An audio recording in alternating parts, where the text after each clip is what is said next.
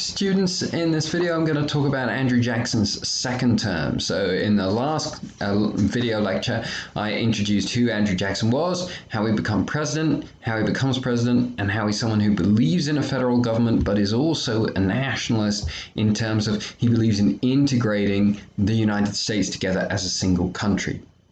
One group of people that are not included in his vision for the United States are the Native American Indians. Remember that Jackson has a long history of fighting a brutal war against the Native American Indians as part of the War of 1812. He does not think that they can live, and perhaps from genuinely humanitarian motives, although it's not totally obvious that that's the case. He does not think that Native American peoples are going to be able to live at peace with European origin settlers in the United States, especially as the American population continues to grow and they continue to encroach upon lands that are still held by the Indians. And so he passes the Indian Removal Act in 1830. In which he calls for all Native American Indians to be transported across the Mississippi. That here they can find the land that they need to live the lifestyle they need, and it means that those lands can be taken over by American settlers. And so we find that most of the remaining Indian tribes in the north go relatively willingly, that their power has been broken some decades back now. The Fox and Sauk tribes resist in try and return to their lands in Illinois under Chief Black Hawk, but they are defeated. The Seminole fight a guerrilla war to avoid deportation from Florida across the Mississippi, and some of them are captured and deported, but some of them remain and fight on even into the 20th century. They don't make peace with the United States until 1934. The Cherokee Indians at this time are the most assimilated to European culture. They have established roads and schools, just like European American settlers have. And they've established themselves in kind of this meeting point, North Georgia, South Tennessee, Eastern North and South Carolina, and they've established a constitution. They see themselves as an independent nation within a nation. Nevertheless, the state of Georgia wants to gain control of their land. And so increasingly they're placed in a very difficult situation where Jackson says either you're going to lose your independence and you're going to fall under Georgia law, or you're going to have to move off your ancestral lands. And it's worth emphasizing here, this was such an important part of Native American Indian culture, to be living on the lands, to be farming or hunting on the lands that your ancestors had hunted on. And Jackson says, either you can live on those lands, but under Georgian state law, or you're going to have to leave those lands.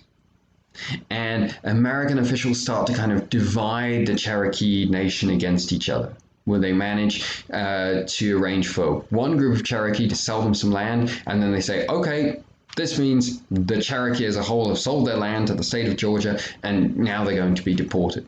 And in the end, this is what happened. And it's a really brutal passage in which the Cherokee are marched, sometimes in chains, sometimes at gunpoint by the American military across Tennessee and Kentucky and across the Mississippi River. And it's such a brutal passage that it's known as the Trail of Tears. And a quarter of those who left Cherokee lands die along the way of cold, exposure, and mistreatment. And in the years that follow, other Indian tribes like the Creeks and the Chickasaw are also moved from northern Mississippi and northern Alabama. And so during this period, around 100,000 Native Americans are transplanted from their ancestral lands, which, as I say, are so important. And 100 million acres of land is turned over to the United States, typically to be used for cotton plantations in the South. So we've talked about two aspects of Jackson's presidency: Indian Removal Act and the nullification crisis that I talked about in the last video, where he defends the nationalism and the integration of the different states as part of a single nation and as part of a single people. We see the other side of Jackson's approach to policy in a struggle that's known as the Bank War. And Jackson had always distrusted banks. Remember that I said that you have the second US bank that's created in 1816, but the Panic of 1819 leads people to distrust banks. And especially people who are from the West, people who are from the South, people who are from farming communities, they see it as a way for investors to get rich at their expense. And Jackson was from Tennessee. He distrusted banks. The charter of the Second U.S. Bank was due to expire in 1836. And Jackson vetoes Congress's efforts to renew the charter. And basically, he allows the charter to expire. And he sees this as a good thing. He sees this as a way of limiting the influence of an institution that is not clearly defined in the Constitution. Remember, that was a contest between Hamilton and Jefferson when you go all the way back to the 1790s. And so he gets rid of the national bank. He sees this as currency he sees as something that should be regulated at a state level. And so instead you have state, local banks start to emerge, start to print their own paper currency. Maybe this could have worked out. There are reasons for supporting why Jackson did this at the time. It doesn't work out in the immediate aftermath, however, and Jackson's absent from office at the time. He's finished his 2 terms as president, so it's not such a big deal for him personally.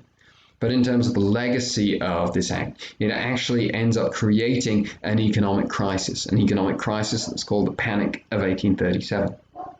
It's caused by the deregulation that's linked to this removal or end of the Second National Bank, and actually a good economic condition that's taking place in the United States at the same time.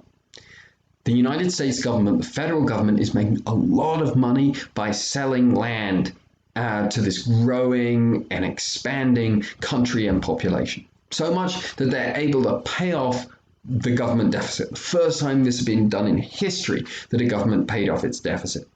And so now the question is, what are you supposed to do with the surplus? And they decide that the surplus, the budget surplus that the federal government is bringing in every year, should be distributed among the states. Okay, that's fine.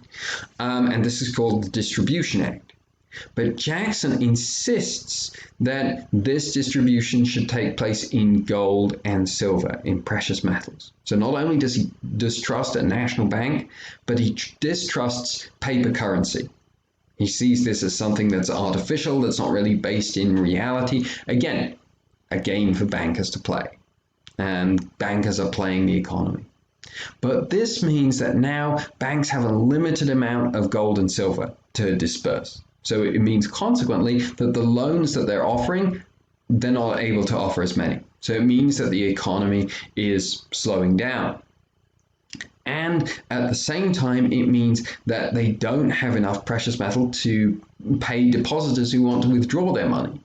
And so the whole financial system crashes and burns. You have mass shutdown of factories, mass unemployment, and loss of wages. And this is an important economic consequence of Jackson's presidency. And so this is how we bring the legacy of Jackson's presidency, which is so influential, to its conclusion.